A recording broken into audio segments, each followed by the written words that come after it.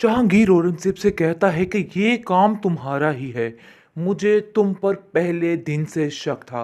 को देखो तुमने वही काम किया है जिसको पर वो कहता है कि वो मेरी अपनी भतीजी मेरा सगा खून है।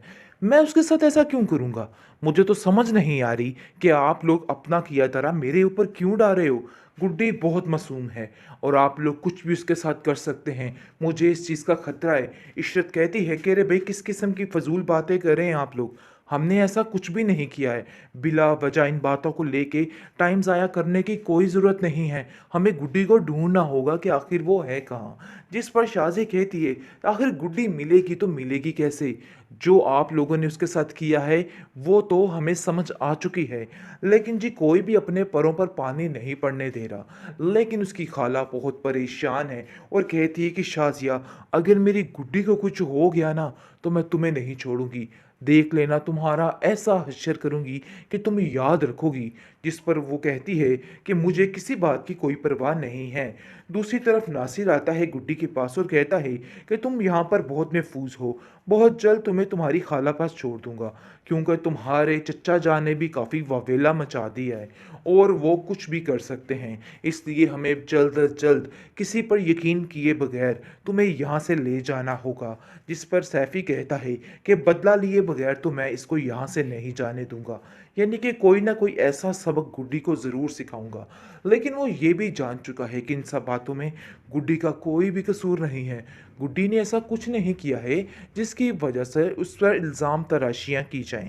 खैर आप देखेंगे कि बहुत ज़्यादा परेशान हो चुके हैं सारे, क्योंकि गुड्डी का कहीं पता नहीं मिल रहा। लेकिन नासिर का दिल है कि वो बहुत जल्द उसकी खाला को तसल्ली दे दे, उसको बता दे कि परेशान होने की कोई ज़रूरत नहीं है, सब ठीक है और सब ठीक हो जाएगा, टेंशन मत लो। जिस पर आप देखेंगे कि गुड्डी कहती है नासिर से कि मुझे अपनी खाला के पास जाना है। पहले मैं सोच रही थी कि मैं यहाँ से ना जाऊँ, लेकिन अब मुझे लगता है कि आपकी बात बिल्कुल ठीक थी कि ये लोग मेरे साथ कुछ भी कर सकते हैं। मुझे खाला पास ही जाके सेफ्टी मिलेगी, इसलिए मैं भी यहाँ से जाना चाहती हूँ। जी वो बहुत ज़्यादा परेशान हो चुकी है, क्योंकि वो बार बार सोच रही है कि आखिर उसकी चच्ची ने उसका हाल क्या किया था। इसलिए वो डर और खौफ में मुब्तला हो चुकी है। लेकिन नासिर उसकी मदद करने के लिए हर वक्त कोशा रहता है और उसको कहता है कि तुम परेशान मत हो, सब ठीक हो जाएगा, तुम ज़रूर अपनी खाला में आएगी। अभी हमें खामोश ही रहना है और इन लोगों से कोई भी ऐसी बात नहीं करनी जिससे कोई भी बदमज़गी पड़े। अभी आप जहांगीर से बना के रखिए, इस तरह से लड़ने झगड़ने से कोई मसले हल नहीं होंगे, वरना कुछ भी हाथ नहीं आएगा। लेकिन जी आप देखेंगे कि औरंगज़ेब को कहीं ना कहीं समझ आ चुकी है कि उसकी ज़िंदगी में जो अज़ाब आने वाले हैं ना, उनको अब कोई भी नहीं रोक सकता है। जो कुछ उसने किया है उसके आगे आने वाला है। अब तो उसके बच्चे भी बोल पड़े हैं कि बस कर दीजिए बाबा, क्या आंख मचोली का खेल लगाया हुआ है, हमें तो कुछ समझ नहीं आ रही कि आप दोनों क्या कर रहे हो। जिस पर शाजिया कहती है कि अरे भाई तुम भी अब उसकी ही बोली बोलने लग गए। पहले नासिर को उसकी हमदर्दी का बुखार था और अब तुम दोनों को भी उसकी हमदर्दी का बुखार चढ़ चुका है। देखो अपने दिमाग को ठीक कर लो, वरना मसला बहुत ख़राब हो जाएगा और मैं बिल्कुल भी बर्दाश्त नहीं कर सकती कि तुम ये हरकतें करो और बार बार गुड्डी का नाम लेकर अपने बाबा के दिल में उन पर रहम डालो। अरे भाई उसके दिल में रहम नहीं आ सकता, इसलिए टेंशन लेने की कोई बात नहीं है। वो एक नंबर का जल्लाद इंसान है और ऐसे लोगों के दिल में कोई इंसानियत नाम की चीज़ नहीं होती और ना ही वो इंसान कभी भी ठीक हो पाएगा। बड़ी दीदा दलेरी के साथ जहांगीर के घर पहुंच के आए और वहां जाकर उसको कह रहा है कि भाई हमारी गुड्डी को वापस करो। मेरी गुड्डी पे सिर्फ मेरा हक है, इसलिए बेहतर यही है कि जितनी जल्दी हो सके उसको वापस कर दो। जिस पर आप देखेंगे कि वो कहते हैं कि तुम ऊपर पर आकर यानी ऊपर से आकर टांग क्यों रख रहे हो, तुम्हें शर्म नहीं आ रही है? शर्म करो थोड़ी सारी। मुझे तो ऐसा लगता है कि तुमने ही अपनी भतीजी के साथ कुछ कर दिया है, उसको मार दिया है और तुम उसका बदला हमसे ले रहे हो। लेकिन देखो हम तुम्हें बख्शने वाले नहीं, जितनी जल्दी हो सके गुड्डी को वापस लाओ, वरना हम तुम्हें जान से मार देंगे और तुम्हारा ऐसा हश्र करेंगे कि सारी ज़िंदगी जेल की सलाखों के पीछे रहोगे। जिसको सुनकर वो कहता है कि अरे भाई ये तो बड़ी ही उल्ट बात कर दी आपने, कैसी बातें कर रहे हैं आप? मैंने ऐसा कुछ नहीं किया है, बल्कि मुझे यकीन है कि ये सब कुछ आपका किया धरा है।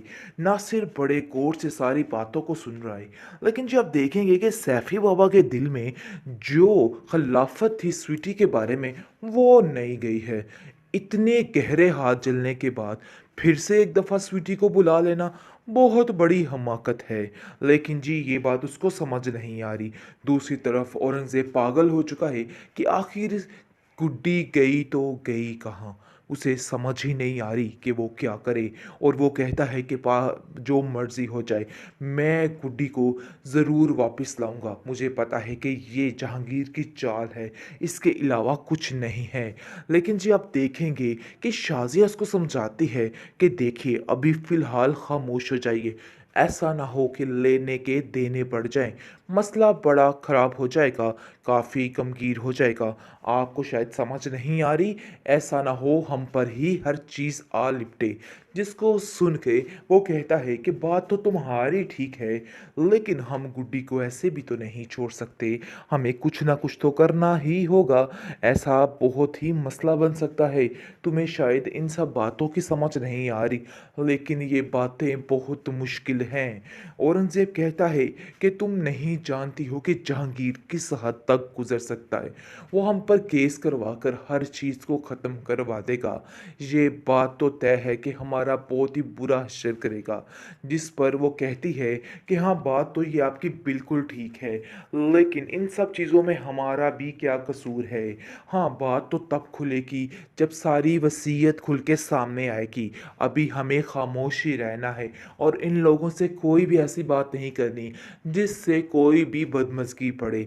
अभी आप जहांगीर से बना के रखिए, इस तरह से लड़ने झगड़ने से कोई मसले हल नहीं होंगे, वरना कुछ भी हाथ नहीं आएगा।